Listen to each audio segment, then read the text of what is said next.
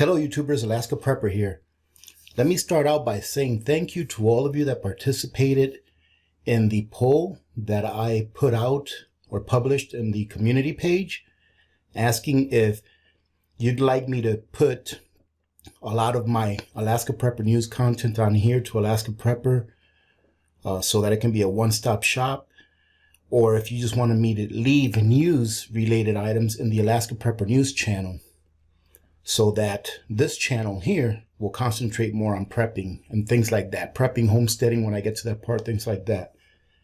And I'm glad I put that poll up because many of you put down comments that were extremely helpful, and they were comments of things that I had not thought about.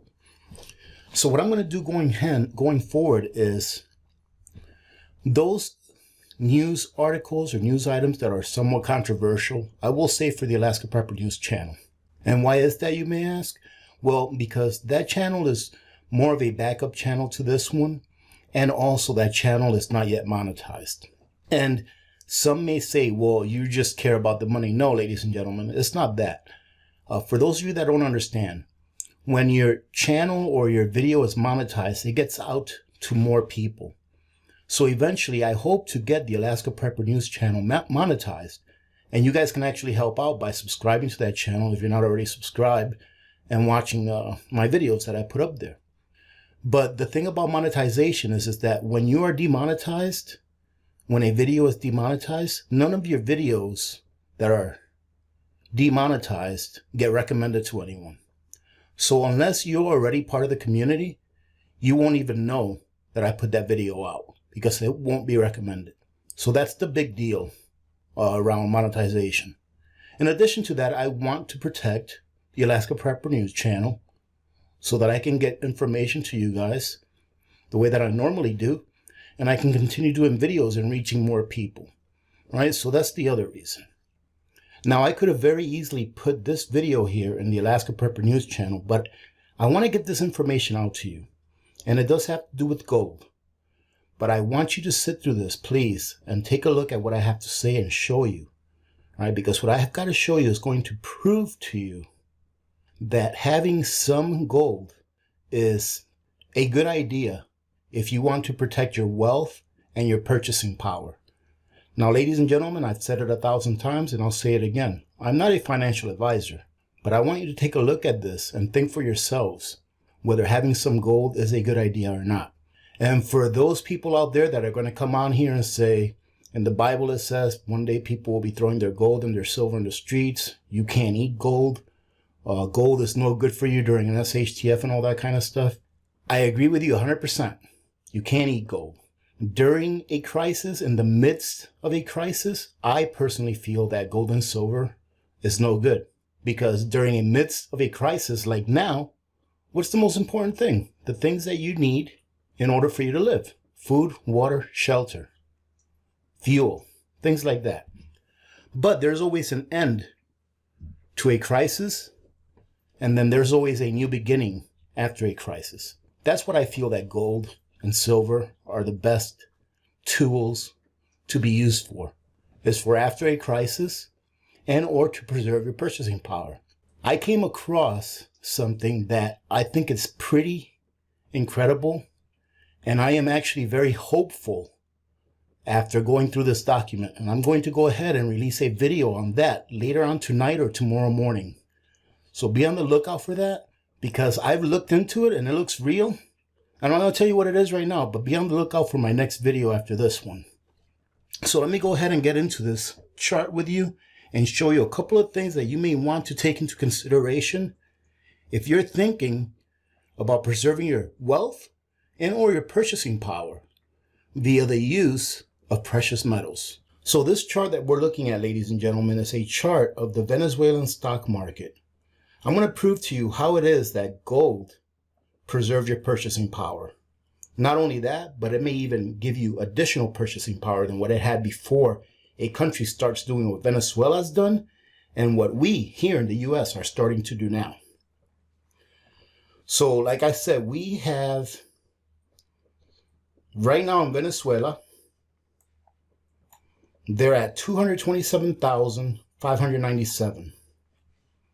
So if we go ahead and put in 227,597 and we divide it by 5,013, so divided by 513, the stock market has risen 45 times. So it's done a 45x since December of 2018. So remember that number. The stock market in Venezuela has done a 45-time return since 2018 December. Now let's take a look at how gold has done. So here we're going to go back to December of 2018. And here's done weekly. So we're going to go with 373,848. So we've got a price today. Today's price is 131,066,291. So 131,066,291. You divide that by the price that it was in December of 2018. So around December, the closest to 20, you divide that by 373,848. Divided by 373,848. 350 times. So ladies and gentlemen, this is what this is saying. The nominal price of gold in Venezuela since December of 2018 to the present has risen by 350 times. The nominal value of the stock market in Venezuela since December of 2018 to the present has risen 45 times. That means that gold, in that currency, gold has outperformed their stock market by about 9 times. You can say easily by 8 times. So in this case, not only did gold preserve its purchasing power, but it gained purchasing power. And this, ladies and gentlemen, is the official number that the Venezuelan government puts out. I'm sure that if you went out on the streets in Venezuela, you'd be able to get a lot more than 131 million bolivars for an ounce of gold. The last I heard was around 300 million if you go out in the streets into the black market.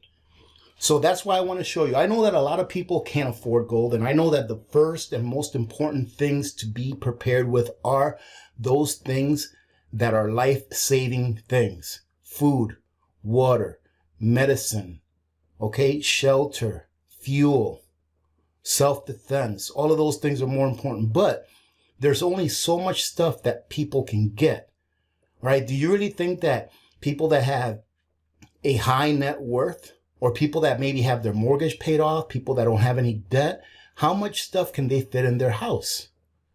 There's only so many preps that you can get. If you have any additional wealth that right now is in paper or on digits in a screen, what I would do is I would maybe not take all of it, but I would hedge it with a little bit of precious metals. Now let me go ahead and do the same thing with the US. Okay, now here's the stock market for the US for the last 3 years.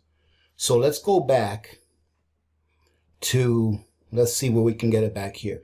Let's go back to April of 2017. The stock market was at 20,547. Okay, 20,547.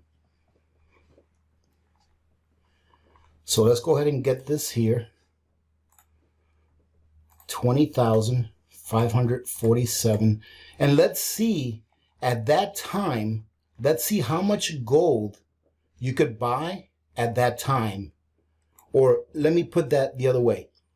So let's see how many ounces of gold it took to buy the stock market at that time, which was in April of 2017.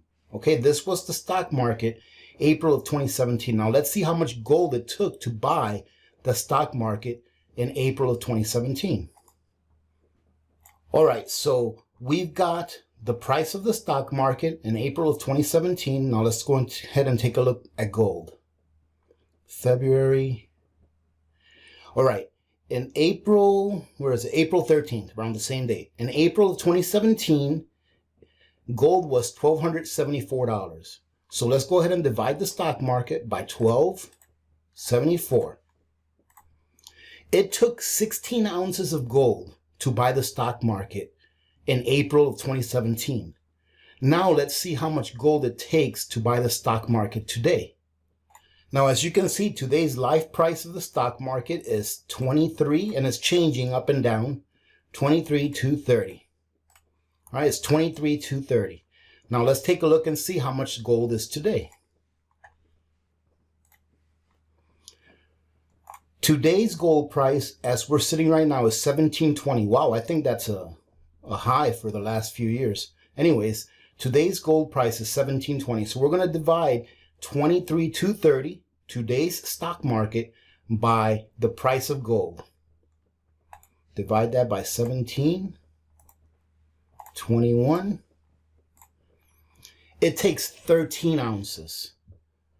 So for those of you that may not be following this, it takes less ounces of gold today, right now, to buy the stock market than it did 4 years ago, right, or 3 years ago. That means that gold is keeping up with the Dow and exceeding the Dow. So that means that gold is actually doing better than the Dow. That means that gold is actually keeping up with the purchasing power that it had 3 years ago or 4 years ago, and even better. See, ladies and gentlemen, this is a very good example on why I feel personally that it is a good thing to hedge some of your paper investments, if you do have paper investments, with real money, which is gold and silver. Now, silver is a different story because it is so very badly manipulated that it's just been knocked down for the last 40, 50 years. But what I like to compare silver to, ladies and gentlemen, is a beach ball underwater. The further down that you push that beach ball, the more energy that it will have stored up to shoot way out of the water once you let it go. And eventually, you have to let it go. You can't hold it down there forever. When silver goes, it is going to skyrocket. Now, of course, this is all my opinion, ladies and gentlemen. I'm not a financial advisor, but I felt that I had to share this with you all so that I can maybe put it in a way where even a person that doesn't understand anything about any kind of finance can maybe understand why it is that it's important to have a little bit of precious metals in your portfolio, no matter how small of an amount. Even if you can only afford to go out and buy some junk silver or constitutional silver, which is the other name for it. Right, some pre-1965 quarters and dimes and half dollars and dollars that are made out of 90% silver. Anything 1964 and before, you're going to look at 90% silver. The only thing that was minted after 64, 65 to 69 were some 40% silver half dollars, Kennedy half dollars. So if you get some, try to stick to the 1964 and before. All right, ladies and gentlemen, so that's what I wanted to put out for today. I hope you get something out of this. Please leave your comments down in the comments section on what you think about this. Right now, in the last 3 years, and if you go back to the history of the stock market, you will see that gold has outperformed the stock market. All right, especially since 1971, since when we decoupled from the gold standard, from the Bretton Woods standard. All right, so take a look at that. And if you want to protect your purchasing power, I'm not telling you what to do, but I think it's a great idea to get a little bit of gold. And if you can't afford gold, get a little bit of silver. Having said that, ladies and gentlemen, like I said, look out for that next video that I got coming up because it's kind of hopeful in some ways. But then again, I've learned a long time ago that having hope sometimes backfires on you. But I truly do hope that this document that I'm going to show you guys really means what it says and that it actually does manifest into reality. Having said that, thanks again for joining in. I hope you guys are having a great Monday and that you have a great week ahead. Remember to be good to each other. When good people do good things happen. Remember to reach one, teach one, and repeat. If we all did this, the world would be a better place, and you know that it will be a better place. Many blessings to all of you and your families. This is Alaska Prepper. I'm out.